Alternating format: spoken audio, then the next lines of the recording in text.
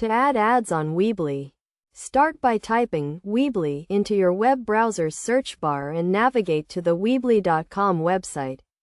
Click the Sign In option at the top right corner and log in using your email and password. Once signed in, locate the Website option on the left side and click on Edit Site to access the site editor. From here, you can add ads in a couple of ways. Either by scrolling through your sections to find the embed code and pasting it into an ad maker, or by using Weebly's HTML, CSS editor.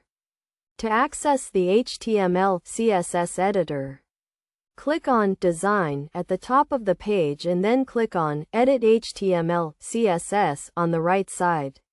You can then edit the HTML or CSS of a button or element to create an ad.